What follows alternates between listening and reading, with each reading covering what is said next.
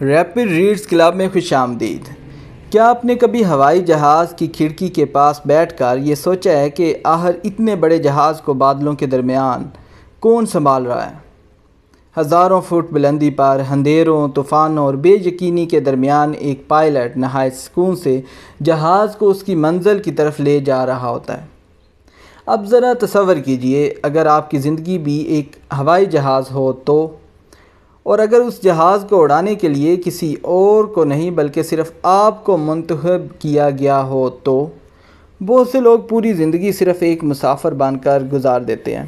وہ اپنی ناکامیوں کا الزام قسمت، معاشرے، رشتہ داروں، غربت، حالات اور وقت پر ڈال دیتے ہیں، لیکن وہ ایک بہت بڑی حقیقت بھول جاتے ہیں۔ آپ مسافر بننے کے لیے پیدا نہیں ہوئے، آپ اپنی زندگی کے پائلٹ بننے کے لیے پیدا ہوئے ہیں۔ کتاب be the pilot of your life ہمیں ایک غیر معمولی سبق دیتی ہے۔ آپ کے فیصلے ہی آپ کی سمت طے کرتے ہیں۔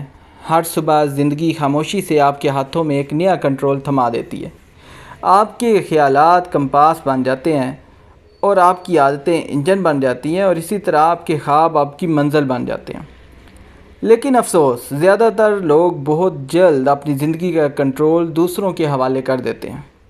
کچھ لوگ اسے خوف کے حوالے کر دیتے ہیں، کچھ سستی کے حوالے، کچھ معاشرے کے حوالے اور کچھ دوسروں کی تلخ باتوں کے حوالے۔ پھر وہ اپنی خواہشات کے مطابق نہیں بلکہ لوگوں کی توقعات کے مطابق جینا شروع کر دیتے ہیں، اور آہستہ آہستہ ان کی زندگی کا جہاز اپنی سمت کھو دیتا ہے۔ یہ کتاب ہمیں یاد دلاتی ہے کہ طوفان سفر کا اختتام نہیں ہوتے، پائلٹ بھی شدید ٹربولینس کا سامنا کرتے ہیں، جہاز بھی کبھی کبھی بری طرح ہلتے ہیں، لیکن ایک ماہر پائلٹ طوفان کے دوران کبھی کنٹرول نہیں چھوڑتا۔ بالکل اسی طرح زندگی کے مشکل حالات میں بھی ہار مان لینے کا اشارہ نہیں ہوتے بلکہ یہ آپ کی طاقت ثابت کرنے کا موقع ہوتے ہیں۔ ناکامی حادثہ نہیں ہے، اصل حادثہ ہار مان لینا ہے۔ زندگی میں ایسے دن بھی آئیں گے جب کچھ بھی ٹھیک نہیں ہوگا، ایسے دن جب لوگ آپ کے خوابوں کا مذاق اڑائیں گے، ایسے دن جب آپ کا اعتماد بادلوں کے پیچھے چھپے سورج کی طرح غائب ہو جائے گا۔ لیکن ہمیشہ یاد رکھیے، ہوائی جہاز ہوا کے مخالف اڑان بھرتا ہے، ہوا کے ساتھ نہیں۔ مشکلات آپ کو روکنے نہیں آتی بلکہ آپ کو مزید بلند کرنے آتی ہیں۔ اس کتاب کا ایک خوبصورت سبق خود پر یقین کرنا بھی ہے۔ اگر ایک پائلٹ دوران پرواز خود پر شک کرنے لگے تو حادثہ یقینی ہو جاتا ہے۔ اسی طرح اگر آپ مسلسل اپنی صلاحیتوں پر شک کرتے رہیں گے تو آپ کی زندگی کا توازن بگڑ جائے گا۔ دنیا سے اجازت لینے کی ضرورت نہیں بلکہ آپ خود پر یقین رکھیں، آپ کو صرف ہمت کی ضرورت ہے۔ کچھ لوگ عمل کرنے سے پہلے موٹیویشن کا انتظار کرتے ہیں، لیکن یہ کتاب سکھاتی ہے کہ موٹیویشن عمل سے ہی پیدا ہوتی ہے۔ پائلٹ خوف ختم ہونے کا انتظار نہیں کرتے بلکہ وہ خود خوف کے باوجود جہاز اڑاتے ہیں، اور یہی اصل بہادری ہے۔ بہادری خوف کا نہ ہونا نہیں بلکہ اپنے خوابوں کو خوف سے بڑا سمجھنا ہے۔ یہ کتاب ذمہ داری کے بارے میں بھی بہت گہری بات کرتی ہے۔ جب زندگی میں کچھ غلط ہوتا ہے تو اکثر لوگ فوراً کسی نہ کسی کو قصوروار ٹھہرانا شروع کر دیتے ہیں۔ وہ والدین کو الزام دیتے ہیں، حکومت کو الزام دیتے ہیں اور قسمت کو الزام دیتے ہیں۔ لیکن ایک حقیقی پائلٹ ذمہ داری قبول کرتا ہے، کیونکہ جس لمحے آپ اپنی زندگی کی ذمہ داری قبول کرتے ہیں اسی لمحے آپ دوبارہ اپنی زندگی کا کنٹرول حاصل کر لیتے ہیں۔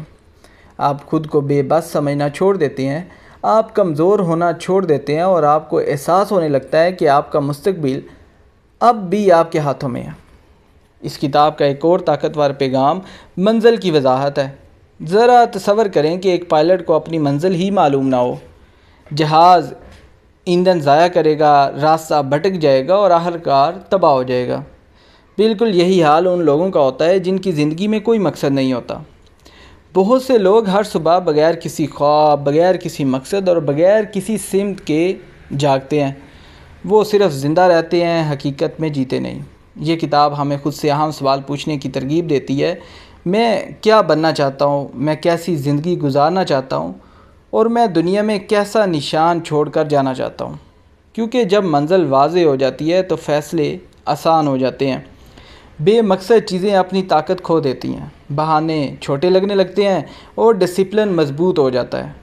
مصنف یہ بھی بتاتا ہے کہ منفی خیالات ذہن کے لیے خطرناک موسم کی طرح ہوتے ہیں۔ اگر آپ مسلسل اپنے ذہن کو خوف، حسد، نا امیدی اور منفی سوچ سے بھرتے رہیں گے تو آپ کی اندرونی دنیا دھندلی ہو جائے گی۔ لیکن مثبت سوچ کا مطلب یہ نہیں کہ مسائل موجود ہی نہیں۔ مثبت سوچ کا مطلب یہ ہے کہ آپ یقین رکھتے ہیں کہ آپ اپنے مسائل سے زیادہ طاقتور ہیں۔ پائلٹ موسم کو کنٹرول نہیں کر سکتا، لیکن وہ اپنے رد عمل کو ضرور کنٹرول کر سکتا ہے۔ اسی طرح آپ زندگی کے ہر حالات کو نہیں بدل سکتے، لیکن آپ اپنا رویہ ضرور بدل سکتے ہیں، اور بعض اوقات صرف رویہ بدلنے سے پوری زندگی بدل جاتی ہے۔ یہ کتاب سیکھنے کی اہمیت بھی سکھاتی ہے۔